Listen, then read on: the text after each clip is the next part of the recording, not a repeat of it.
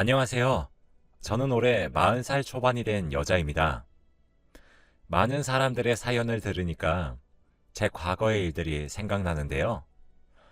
저는 정말 드라마 같은 인생을 살았다고 해도 과언이 아닐 정도의 인생을 살았어요. 오늘은 여러분들에게 저의 이야기를 들려드리려고 이렇게 사연을 씁니다. 저는 어렸을 때부터 좋지 않은 가정 환경에서 자랐어요. 저와 오빠, 그리고 엄마와 아빠, 이렇게 네 명이서 살았는데, 엄마와 아빠는 틈만 나면 싸우셨거든요. 엄마와 아빠가 싸울 때는 집안이 한바탕 뒤집어졌죠. 싸우는 이유는 어머니의 불륜, 아버지의 도박, 그리고 알코올 중독과 같은 다양한 이유가 있었어요.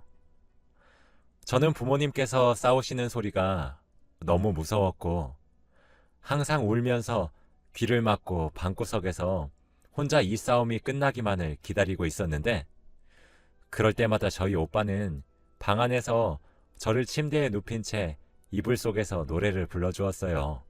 오빠는 노래를 정말 잘 불렀는데, 그 노래를 듣고 있으면 거실에서 부모님께서 싸우시는 소리가 전혀 들리지 않고 감미로운 오빠 목소리에 집중할 수 있었죠. 오빠의 꿈은 가수가 되는 것이었는데, 부모님께서는 돈 안 되는 직업이라며 의사, 검사, 판사 같은 직업을 원하셨기에 오빠는 가수의 꿈을 펼치지 못했어요. 그래서 부모님이 싸우실 때마다 저에게 오빠가 만든 자작곡을 불러주었습니다. 오빠의 노래를 들으면서 저는 잠에 들었고, 부모님이 싸움이 끝나시면 오빠가 슬금슬금 거실로 나가서 널브러진 물건들을 다 뒷정리를 했어요. 싸움의 끝은 항상 엄마는 밖으로 나갔고 아빠는 술만 마셨죠. 술을 마시는 아빠는 엄마가 나가고 나서 거실 뒷정리를 하는 오빠에게 화풀이를 하셨고, 오빠에게 폭력도 가하셨습니다. 어렸을 때 저는 오빠가 아빠에게 반항 한번 하지 않고 맞고만 있는 게 너무 답답하고 한심했는데, 지금은 얼추 오빠의 마음을 이해할 것 같아요. 저희 오빠는 저보다 너무 불쌍하고 안타까운 인생을 살았습니다. 저의 어릴 적은 이랬습니다. 정말 다른 평범한 집들이 부러웠고, 매일같이 졸업을 하자마자 이 쓰레기 같은 집구석에서 오빠와 같이 벗어나는 것이 제 꿈이었어요. 그런데 오빠는 저를 버리고 야반도주를 했습니다. 그날도 여느 때와 다름없이 부모님께서 싸우시고 계셨고, 오빠는 저에게 방에서 본인의 자작곡을 불러주며 저를 재우고 있었죠. 그런데 제가 잠에 들려고 할 때쯤 오빠가 저에게, 수연아, 오빠 곧 돌아올 테니까 딱 100일만 기다려줘. 알겠지? 라고 하며 조용히 침대에서 일어나 방문을 열고 나갔어요. 그게 제가 본 오빠의 마지막 모습이었습니다. 저는 오빠가 100일 동안 자신을 폭행하는 아빠를 신고하려고 하나 보다 싶어서 딱히 붙잡지 않았고, 날짜만 열심히 세고 있었어요. 그런데 100일이 지나도 오빠는 돌아오지 않았습니다. 오빠는 100일 동안 연락 한 번 없었고, 집에도 들어오지 않았죠. 제가 의지할 사람은 오빠밖에 없었는데, 이 집구석에서 저 혼자 남겨지니까 오빠가 나를 버렸다는 생각이 들면서 너무 슬프더라고요. 그때는 연락할 방법도 없었고, 오빠는 성인이었던지라 찾아다닐 수도 없었습니다. 울면서 동네를 다 헤집고 다녀도 오빠는 없었고, 야반도주라서 아무도 오빠를 본 사람도 없었죠. 저한테 늘 따뜻하게 해주던 오빠가 저를 버렸다는 것이 실감이 나지 않았고, 오빠 없이 혼자서 아무것도 할 수 없는데 이렇게 무책임하게 저를 떠난 게 너무 미웠어요. 오빠가 집을 나간 동안 부모님은 결국 이혼을 하셨고, 집에는 저와 아빠만 있었어요. 저는 아빠와 제가 둘이 남겨지게 되면 아빠가 저에게 폭력을 가할까봐 최대한 둘이 붙어 있지 않으려고 했지만 엄마와 이혼을 해서 싸울 일이 없어서 그런지 아빠는 저를 때리지 않았고 집으로 와도 술만 먹고 계셨죠. 그렇게 한 지붕 아래서 서로 아는 체 하지 않고 각자 생활했습니다. 저는 고등학교 졸업을 하자마자 독립을 하자는 생각으로 공부를 정말 열심히 했고 좋은 대학교에 갈 수 있었습니다. 그런데 제가 생각을 하나 못한 게 있었어요. 바로 등록금입니다. 저희 집은 정말 뼈저리게 가난했기 때문에 대학교 등록금을 낼 수 있는 돈이 없었어요. 그래서 어쩔 수 없이 저는 대학교를 진학할 수 없었네요. 고등학교 졸업을 하자마자 돈을 제일 많이 준다는 공장에 취직을 했고 혼자 돈을 악착같이 벌었습니다. 그런데 제가 돈을 버니 갑자기 아빠의 태도가 달라졌어요. 바로 그만둔 줄 알았던 도박에 다시 손을 대신 겁니다. 그때는 월급을 현금으로 받던 시절이라 저 몰래 제 월급 봉투에서 한두 푼씩 가져가셨는데 점점 가져가시는 액수가 커졌죠. 처음에는 저도 몰랐어요. 그런데 월급이 점점 줄어들고 동료들과 다른 액수에 의심을 했고 그 범인이 아빠인 걸 안 뒤에 아빠에게 가져가지 말라고 화도 내보고 숨겨도 보고 다 했지만 그럴 때마다 아빠는 눈이 반쯤 뒤집어져서 돈 가져오라며 저에게 성화를 내며 난리셨습니다. 저는 친구에게 제가 벌었던 돈을 맡겨달라고 한 채 돈이 어느 정도 모였을 때 집에서 최대한 멀리 떨어진 곳으로 독립을 했습니다. 20살에 타지에서 혼자 생활하다 보니까 정말 무섭고 외로웠는데 집구석에서 사는 것보다 나았죠. 그런데 저는 오빠를 정말 찾고 싶었습니다. 그때는 경찰들이 제 말을 들어주지 않았고 저를 정신병자 취급을 하면서 내쫓기만 했고 오빠 친구들은 제가 하나도 몰랐기에 소식을 들을 수도 없었죠. 살아있는지 죽었는지라도 확인하고 싶어서 가족관계 증명서를 떼면 오빠는 아직 잘 살아 있었어요. 그렇게 오빠의 행방은 알지 못한 채로 저는 혼자서 살고 있었습니다. 혼자 사니까 이불 속에 들어갈 때마다 오빠가 예전에 불러주던 노래가 생각이 계속 나서 오빠가 너무 보고 싶었습니다. 매일 밤마다 제발 오빠를 만나게 해달라는 소원을 빌며 잠에 들었죠. 그렇게 한 몇 년이 흐른 것 같아요. 그동안 저는 직장에서 정직원으로 전환도 되었고 여유도 조금씩 생겼습니다. 그리고 딱 한 가지의 변화는 바로 남자친구가 생긴 거였죠.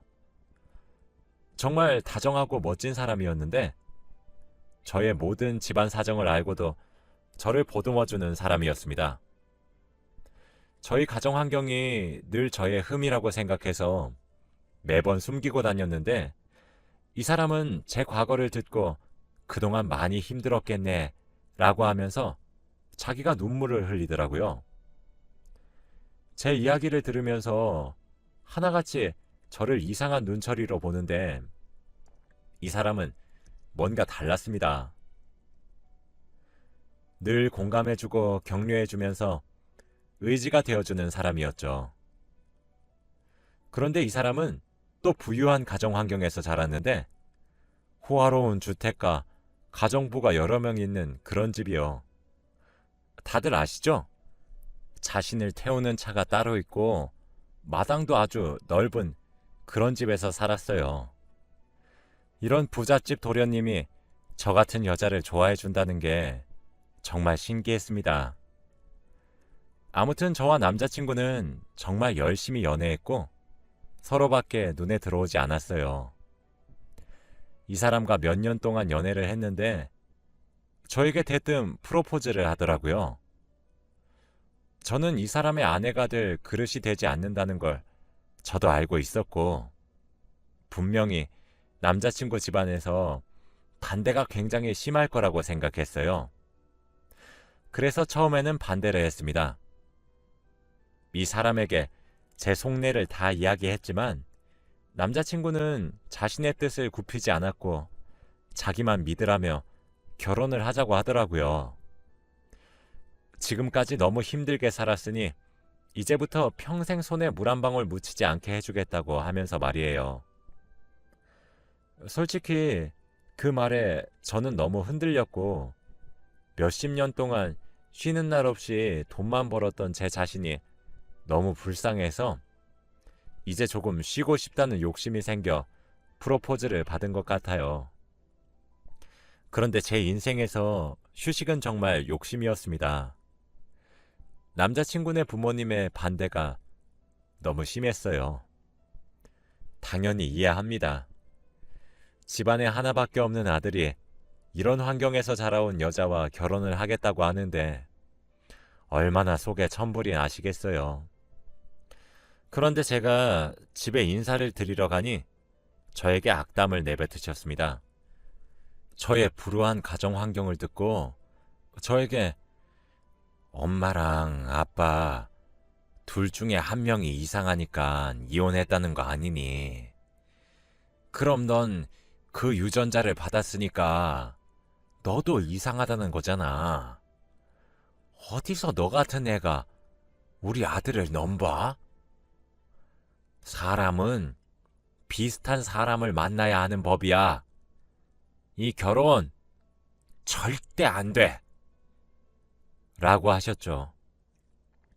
저는 평생 이런 말을 듣고 자랐기 때문에 타격이 없었지만 남자친구 부모님이 이 말씀을 저에게 하시니 정말 슬프고 자존감이 바닥을 치더라고요. 부모님이 이상하다고 저까지 이상한 사람 취급하는 건 너무 속상했습니다.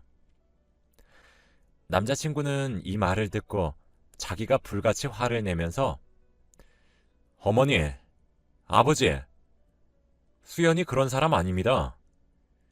제가 수연이 만나기 전에 어머니 아버지가 소개해 주시는 부잣집 여자들 다 만나봤지만 수연이만큼 진실함이 없었어요. 수연이랑 몇 년 만나면서 정말 많이 배우고 깨달았습니다. 결혼 허락해 주세요. 라고 했지만 그분들의 마음을 돌릴 수 없었죠. 남자친구 어머니는 큰 소리를 내면서 남자친구에게 화를 불같이 내셨는데 갑자기 화를 내시다가 뒷목을 잡으시고 쓰러지셨습니다. 거기에 있던 모든 사람들이 다 놀랐고 가정부들과 남자친구 아버지는 어머니를 데리고 방으로 들어가셨죠. 그때 남자친구가 저에게 사실 우리 어머니가 병이 있으셔. 이렇게 갑자기 화를 내시고 혈압이 오르시면 쓰러지셔. 라고 하더라고요. 저는 식사 자리가 끝나고 집을 데려다 준 남자친구에게 헤어지자고 했습니다. 갑작스럽게 이별을 통보받은 남자친구는 왜 그러냐고 물었고 저는 어머니도 아프신데 우리 이제 여기서 그만하자. 오빠, 나보다 더 좋은 사람 만나. 이게 오빠와 나를 위한 길이야. 라고 했죠. 오빠는 집안과 연을 끊을 테니 부모님 말 무시하고 둘이서 살자고 했지만 저는 그게 더 잘못된 행동이라고 말하고 집으로 돌아왔습니다. 집에 와서 저는 펑펑 울었어요. 현관문을 세게 두드리면서 오빠는 수연아, 수연아, 오빠랑 얘기 좀 해. 라고 했고 저는 열어주지 않았죠. 그렇게 남자친구와 저의 인연은 끝이 났습니다. 매일같이 울면서 잠에 들었고 다음날 일어나면 똑같은 일상을 반복했죠. 남자친구와 헤어지고 몇 주가 지났는데 예정일이 지나도 생리를 하지 않았고 밥을 먹는데 헛구역질이 나오더라고요. 그 순간 설마 하는 생각이 들어서 바로 임신 테스트기를 해보니 임신이었습니다. 제가 남자친구의 아이를 가져버린 거예요. 정말 눈물이 났습니다. 이미 헤어졌고 이 아이 때문에 오빠를 다시 만나면 양심이 없다고 생각했어요. 그렇다고 저 혼자서 아이를 감당하기에는 경제적으로도 너무 힘들 것 같았죠. 그래서 깊은 고민에 빠졌습니다. 제 주제에 아이를 키우는 건 사치라고 생각하던 찰나에 아이 초음파를 보는데 그만 아기 심장 소리를 듣고 말았어요. 순간 이 아이를 놓치면 이 심장 소리도 더 이상 들을 수 없겠구나 하는 생각이 들더라고요. 결국 저는 혼자서라도 아이를 낳아 키우기로 결정했죠. 여자 혼자서 아이를 키우는 건 정말 힘들다는 건 저도 잘 알았습니다. 그런데 아기의 심장 소리를 들으면 복잡한 감정들이 사르르 녹아내렸습니다. 그리고 이 아기가 제 인생에 행복을 줄 것만 같았거든요. 저는 열심히 태교도 하면서 출산 준비를 했고 일은 잠시 쉬었어요. 일을 쉬는 동안 전 남자친구에게 소식을 전할까 고민도 했지만 그래도 지금쯤이면 다른 여자를 만나서 행복하게 살고 있을 것 같았기에 그 사람에게 피해가 갈까봐 일부러 말을 하지 않았어요. 그렇게 저는 홀로 아기를 출산했습니다. 아이는 아들이었는데 정말 장군감이었어요. 출산을 하고 간호사가 아이를 안겨주시는데 눈물이 멈추질 않더라고요. 인생의 대부분을 혼자 살았던 저에게 가족이 생겼다는 것이 믿기지 않았습니다. 그렇게 아이를 낳고 정말 힘들게 혼자서 육아를 했던 것 같아요. 부부 둘이서 해도 힘들다는 육아를 혼자서 하는데 정말 죽는 줄 알았습니다. 그런데 다행히 저희 아들은 다른 아기들보다 많이 울지 않았고 커가면서 저에게 도움을 많이 주더라고요. 그렇게 저희 아들은 초등학생이 되었습니다. 아이는 또래와 다르게 말도 잘하고 반항 하나 없이 자라주었고 엄마인 제가 아들에게 의지도 많이 했습니다. 정말 친구처럼 같이 사니까 행복하더라고요. 이 금쪽 같은 아이를 키우기로 마음먹은 걸 참 잘했다고 생각했습니다. 아이가 커갈수록 돈 드는 곳도 많고 일을 더 많이 해야 했지만 과거보다는 너무 행복했습니다. 아들은 공부도 열심히 하고 밥도 혼자 잘 차려 먹으면서 제가 힘들다는 것을 다 알고 있었어요. 아빠가 없어도 왜 없는지 물어보지도 않았고 혼자서 척척 자라는 아들이었죠. 그렇게 초등학교에 보내니 돈이 정말 술술 나가더라고요. 학용품도 사야 하고 옷도 사야 하고 정말 힘들었는데 학교에서 또 학급비를 내야 한다고 하더라고요. 그런데 수중에 있는 돈은 없었기에 아들 담임 선생님께 전화해서 하루만 미뤄달라고 했습니다. 다행히도 승낙해 주셨고 회사에 출근해서 가부를 받았죠. 그런데 그날 학교를 갔다 온 아들이 담임 선생님께서 자신의 학급비를 내줬다고 하는 겁니다. 저는 너무 놀라서 개인적으로 연락을 드렸지만 답장이 없으시더라고요. 전화도 받지 않으시고 문자도 답장이 없으셔서 일주일 후 학부모 참관 수업이라서 그때 얼굴을 뵙고 돈을 다시 드리려고 했습니다. 원래는 일이 바빠서 참관 수업에 가지 않는데 그날은 회사 반차를 내고 갔더니 저희 아들이 너무 좋아하더라고요. 그때 앞문으로 담임 선생님이 들어오시는데 저는 담임 선생님의 얼굴을 보자마자 놀라서 아무 말도 할 수 없었어요. 바로 저희 아들의 아빠인 전 남자친구였거든요. 저는 입이 떡 벌어진 채로 그 사람을 응시하고 있었고 그 사람은 제가 올 걸 알았는지 눈이 마주쳐도 당황하지 않더라고요. 정말 시간이 어떻게 흘렀는지 수업은 귓속에 들리지도 않았고 그 자리를 박차고 나가고 싶었습니다. 그치만 아들이 저렇게 좋아하니 나갈 수 없었죠. 수업이 끝나고 학부모와 학생들이 모두 하교한 후 저는 아들 담임 선생님에게 갔습니다. 저희 아들은 잠시 친구들과 학교 운동장에서 놀게 하고 교실에는 저와 전 남자친구 둘이서 있었죠. 저와 그 사람은 앉은 채로 아무 말도 할 수 없었습니다. 정적인 상태로 몇 분이 흘렀고 그 사람이 먼저 말을 꺼내더라고요. 내 아들 맞지?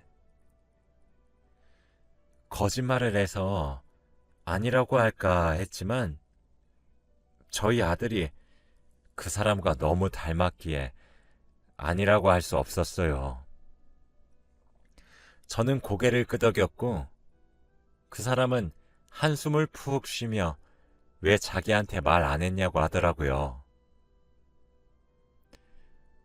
다른 사람 만나고 있을 것 같았고 아이 때문에 다시 가는 건 양심 없는 짓이라고 생각했어. 수연아, 나 너랑 헤어지고 그 길로 집 나왔어. 여자 한 번도 만난 적 없고 교사도 혼자 임용고시 쳐서 부모님 도움 없이 된 거야. 그런데 우연히 우리 반의 엄마가 너인 걸 알게 된 거고. 그렇게 전 남자친구와 저는 그동안 어떻게 살았는지 이야기를 나누며 연락을 하기 시작했습니다. 아들에게 아빠인 티는 절대 내지 않기로 했고 아이가 조금 크고 받아들일 수 있을 때 이야기하자고 했어요. 그렇게 저는 남자친구와 조금씩 연애 초창기의 기분도 물씬 내면서 행복하게 살고 있었죠. 당연히 아이가 눈치채지 못하게 연애했고 그 사람도 학교 생활하면서 아이에게 절대 티내지 않았어요. 정말 인생에서 제일 행복한 나날들을 보냈다고 해도 과언이 아닌 몇 주를 보낸 것 같네요. 그런데 하늘도 무심하시지. 제가 행복한 꼴을 도저히 못 보겠던 건지 제가 암에 걸리고 말았습니다. 나이도 30대 초중반이었는데 배가 조금씩 아팠던 게 낫지 않아서 병원에 가보니 대장암 초기라고 하더라고요. 저는 너무 당황스럽고 순간 아들의 얼굴이 머릿속에 지나가면서 어떻게 해야 할지 몰랐습니다. 의사 선생님 말로는 지금 당장 수술하면 살 수 있다고 했지만 저는 수술비가 없었어요. 아이 아빠는 집을 나와서 이제 부잣집 사람도 아니었기에 빌리기에는 너무 미안했죠. 저는 우선 검사 결과지를 들고 병원에서 나가고 있었는데 갑자기 제 귀에 익숙한 노랫소리가 들렸습니다. 그 노래를 듣자마자 눈이 크게 떠졌고 노래가 들리는 곳으로 따라갔습니다. 노래를 부른 사람의 얼굴을 보자마자 저는 눈물이 흘렀어요. 몇십 년 전에 사라진 저희 오빠가 거기에 있었거든요. 오빠는 의사 가운을 입고 환자들에게 노래를 들려주는 작은 행사에서 어릴 적 저에게 들려주던 자신의 자작곡을 부르고 있었죠. 저는 곧 죽을 때가 돼서 헛것을 보는 건가 싶어 두 눈을 비비고 다시 보았지만 오빠가 확실했습니다. 그때 노래를 부르고 있던 오빠와 저는 눈이 마주쳤고 오빠는 노래를 갑자기 멈추고 무대 위에서 얼었죠. 저는 울면서 오빠를 바라보고 있었고 오빠도 울면서 저를 바라봤습니다. 관객들이 갑자기 노래를 멈추고 우니까 오빠의 시선이 향하는 저를 바라봤고 저는 시선이 민망해서 자리를 피했죠. 그때 오빠가 뒤따라 나와서 제 손목을 잡았습니다. 저희 둘은 아무런 대화를 나누지 않았고 바로 안으며 펑펑 울었어요. 조금 진정이 되고 나서 오빠에게 덜컥 화를 냈어요. 도대체 어디 있었어? 왜 연락도 안 하고? 오빠가 나 버린 줄 알았단 말이야. 전 그렇게 오빠의 이야기를 들을 수 있었습니다. 오빠는 그때 의대에 합격해서 등록금을 벌기 위해 하루 종일 일을 하는 곳으로 들어가서 혼자 등록금을 벌었다고 해요. 그렇게 겨우 돈을 벌고 의대에 합격했는데 생각 외로 공부할 게 너무 많았고 집으로 갈 수 있는 시간이 나지 않았지만 겨우 시간을 내서 집에 가니 그땐 이미 제가 집을 나가고 없었다고 하더라고요. 연락을 할 수도 없었고 아무도 행방을 몰라서 오빠도 저를 찾고 있었다고 했습니다. 오빠는 이야기를 다 끝내고 제 손에 있던 검사지를 발견한 후 그거 뭐냐고 물어보더라고요. 저는 아무것도 아니라고 했지만 오빠는 검사지를 빼앗아서 읽고 표정이 굳어졌습니다. 오빠는 자신이 수술해주겠다며 지금 당장 입원하라고 했지만 저는 할 수 없었죠. 왜냐하면 수술비가 없었으니까요. 오빠는 제 상황을 눈치채고 제 어깨를 잡으며 수연아, 이제 돈 걱정하지 마.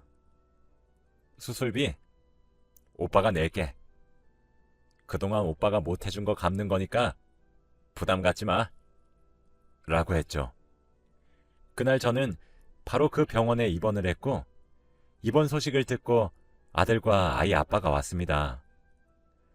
저희 오빠는 제 상황을 다 듣고 아들 보고 네가 내 조카구나 하며 안아주었어요.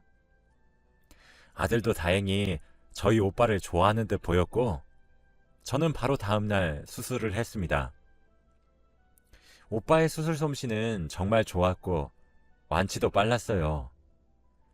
다행히 초기에 잡아서 정말 운이 좋다고 했습니다. 아들은 이제 고등학생이 되어가고 있고 사춘기가 와도 저에게 반항 하나 없이 지내주고 있고 그동안 아이 아빠를 소개했습니다. 처음에는 당황하는 듯 했지만 나중에는 예상하고 있었다고 하더라고요. 아이 아빠인 건 몰랐지만 저와 그 사람이 연애를 하고 있다는 건 눈치채고 있었다고 합니다.